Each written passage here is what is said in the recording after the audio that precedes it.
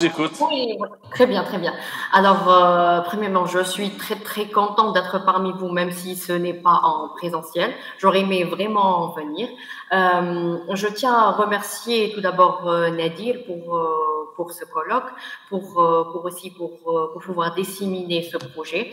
Alors, je commence par remercier aussi l'honorable assistance, monsieur le recteur, madame la vice-recteur des REDEX, Nadir aussi, les collègues, les enseignants, nos doctorants, les responsables du CEIL, ainsi que le staff administratif. Bonjour à vous.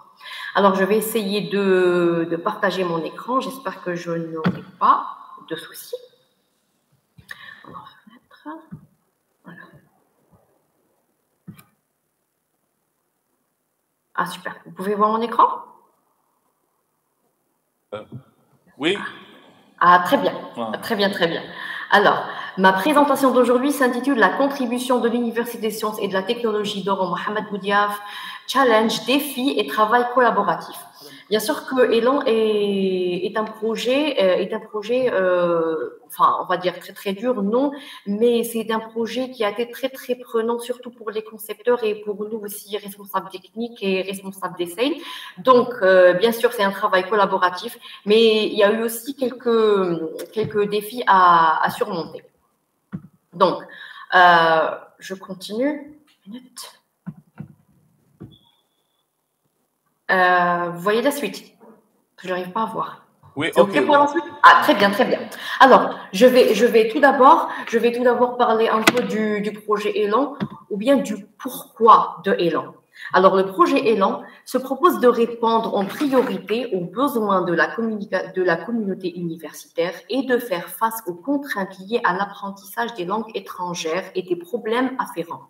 Comme vous le savez, notre tutelle aussi c'est-à-dire nous thérapeutes avec la langue anglaise, donc Elan est le bienvenu dans ce cas. Le projet vise aussi ainsi à proposer des formations adaptées à différents publics cibles et ce en ligne afin de pallier aux problèmes d'éloignement, de mobilité et de temps. Le projet Elan s'est déroulé, comme on sait, sur 3 ans et qui a bénéficié aussi d'une extension d'une année. Donc, il s'est déroulé sur 4 années. Elan vise plus particulièrement à mettre en place une plateforme numérique mutualiste et collaborative au niveau des sales du consortium des universités, soutenir l'internationalisation des universités algériennes en accompagnant les mobilités sortantes et entrant dans le cadre notamment des programmes Erasmus, contribuer à une meilleure adaptation des jeunes diplômés universitaires au marché du travail et aux attentes du secteur socio-économique, ainsi ils ont une meilleure insertion, assurer l'harmonisation des contenus et des attestations délivrées par le CEIL, qui est très, très important parce que, comme l'a souligné ma collègue professeure Roujdi Ilham, c'est-à-dire qu'on a tous nos enseignements spécifiques à nous avec nos manuels spécifiques à nous. Donc, une harmonisation serait la bienvenue, et puis acquérir une expertise en e-learning et des nouvelles approches pédagogiques, et ce grâce aux formations qui ont été faites tout au long de ce projet. Alors, collaboration et défis. Bien sûr, collaboration parce que nous avons été avec des concepteurs dévoués qui ont fait un dur labeur, mais aussi un auditeur qui a été à l'écoute de toutes nos questions, de toutes nos interrogations et qui était vraiment là pour nous. Je tiens à remercier aussi Monsieur Mourtari. Mais je tiens aussi par la présente de rendre hommage à mon prédécesseur, Monsieur Saada Nordine, qui a été au tout début de ce projet. Il était au kick-off meeting et a rassemblé l'équipe des concepteurs et bien sûr a assuré la lourde tâche de rédiger le cahier des charges du projet Elan, dont je parlerai plus tard. Maintenant, passons aux défis. Bien qu'Elan ait toutes les capacités pour être un projet des plus prometteurs, ce dernier a connu une perte de vitesse fulgurante, notamment pendant la pandémie du Covid-19, mais aussi à cause de changements hiérarchiques, notamment des responsables techniques. Notre université, l'USTO, n'a pas non plus été épargnée par des changements internes, notamment celui de responsable du CEIL, qui est le responsable technique, mais aussi du vice-recteur chargé des relations extérieures.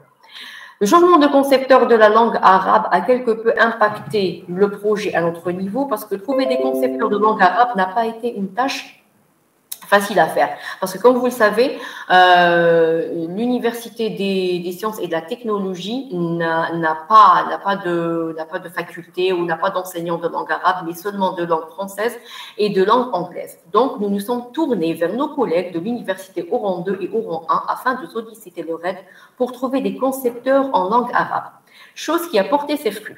Mais malheureusement, et après des mois de travail, les concepteurs n'ont pas pu aller jusqu'au bout du projet Élan pour des raisons qui ne sont pas les leurs. Parce qu'ils avaient des charges supplémentaires, mais aussi des responsabilités administratives. Je passe ici aux activités menées par l'université de Lusto. Dans le cadre du projet Élan, nous avons fait avec toutes les autres universités beaucoup de réunions de coordination, notamment celle des évaluations des niveaux A1 et A2 de toutes les langues, des ateliers de pratique des contenus. Nous avons aussi des réunions de coordination avec l'équipe Élan, mais il y a eu aussi une partie de dissémination qui s'est faite du 15 au 17 octobre, dont je parlerai dans la diapo suivante.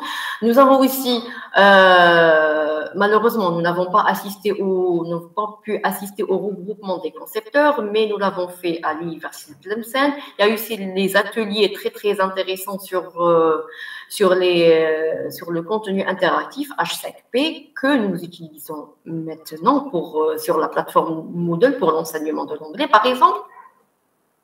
Nous avons aussi fait des réunions d'assurance qualité avec Madame Fizazi qui a succédé à Madame Azemou. Donc, il fallait faire un briefing du projet Élan, de tout ce qui a été fait, de tout ce qui va se faire.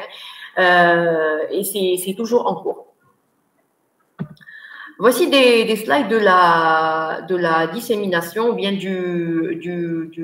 de la présentation que j'ai faite lors des Erasmus Days du 15 au 17 octobre 2020, où on a parlé du consortium, on a parlé du contexte du projet Élan, des objectifs spécifiques.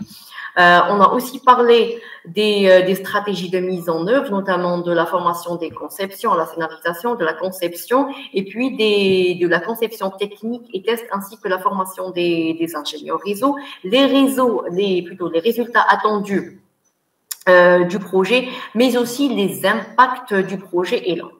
Il faut savoir que l'Université de sciences et de technologie a été en charge d'élaborer le cahier des charges qui est le lot numéro 2.0. Cette version que vous voyez en face de vous et c'est la dernière version, c'est la version de février 2024, où au fur et à mesure, j'intègre toutes les informations, je fais une mise à jour systématique de tout ce qui se fait sur le projet Élan. Le cahier des charges du projet. Alors, comme je le disais, ce cahier des charges a été fait par mon prédécesseur, M. Saada Nordin. Dans ce cahier des charges, il a été sur la présentation du dispositif pédagogique, de la formation, des modalités de la formation, du schéma global des services pédagogiques de la plateforme, de la présentation des spécificités et des composantes techniques de la plateforme Élan, des phases de test suite à l'implémentation, la modalité de transfert des compétences pour assurer la conception et le suivi de la plateforme, notamment pour tout ce qui a trait à la plateforme, l'assurance qualité de la plateforme qui est aussi en cours, parce que je tiens vraiment à souligner ça, parce que nous avons aussi une réunion de prévue la semaine prochaine, Inch'Allah, le dimanche prochain, avec Madame Fizazi pour l'assurance qualité du projet Élan, car nous essayons de faire un travail en interne, c'est une évaluation interne pour voir comment à peu près le projet s'est déroulé, et la propriété intellectuelle. Nous avons aussi, au cours du projet Élan, participé à l'élaboration des niveaux de langue anglaise, française et arabe, avec toutes les universités, bien sûr, dans le cadre du projet de l'université de Bjaya. J'ai même participé à l'élaboration de la conception du niveau A1 et la moitié du niveau A2 en français, et pour vous dire que c'était vraiment un travail de longue haleine et de longue labeur. Le projet Élan Au cours du projet Élan, des résultats concrets ont été obtenus de ces activités et de formation, notamment une meilleure maîtrise des outils technologiques, une meilleure gestion de la logistique informatique. Nous utilisons ces formations ici à Lusto, notamment dans la plateforme Moodle. Le perfectionnement dans le domaine de l'ingénierie pédagogique, l'acquisition de connaissances dans le domaine de l'implémentation des ressources pédagogiques et une meilleure connaissance dans le domaine de l'assurance qualité, et ce durant les sessions d'audit et de réunion assurance qualité, notamment avec Monsieur Mourtari, qui a été d'une grande aide. Ce que nous attendons du projet Élan, dire perspective et conclusion.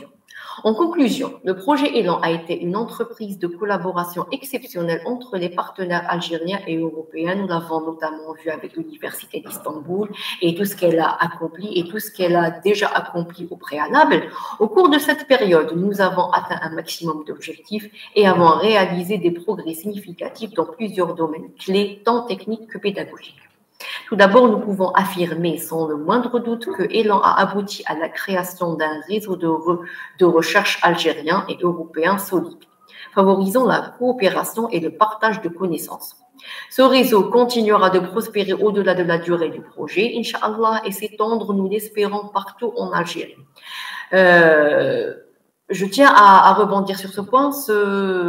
Le fait d'étendre Élan demandera de nous en tant que responsables techniques et demandera de nous en tant que université partenaire d'effectuer un travail acharné de dissémination partout. Je tiens aussi à dire que tout ce qui a été fait aujourd'hui et tout ce qui aura attrait à Élan se trouvera et se trouve sur le site de l'Université de Lusto et sur le site du SAIL de Lusto. Parce que nous avons dédié une partie au projet Élan, avec un descriptif et tout ce qui s'est fait, pendant tout ce projet. Je tiens aussi à remercier tous les collègues pour leur aide, tous les collègues pour leur acharnement, pour leur dévotion au travail, et j'espère qu'on aura l'occasion de faire d'autres collaborations ensemble, que ce soit en anglais, en français ou pour toutes les langues. Je tiens aussi à dire que dans le cadre toujours d'Élan et de la dissémination du projet Élan et l'extrapolation du projet Élan, nous comptons faire une réunion avec l'Institut Cervantes qui est ici à Oran le mardi prochain, Inch'Allah, afin de discuter des projets Élan, des retombées que le projet Élan pourra offrir, mais aussi d'essayer d'intégrer, si vous le permettez aussi, si le consortium le permet, d'intégrer la langue espagnole à ce projet Élan, parce que les Espagnols sont très, très enthousiastes. Donc, je vous laisse. Je vous remercie pour votre attention et j'espère aussi vous voir très, très bientôt dans d'autres projets. Merci infiniment à vous, chers collègues.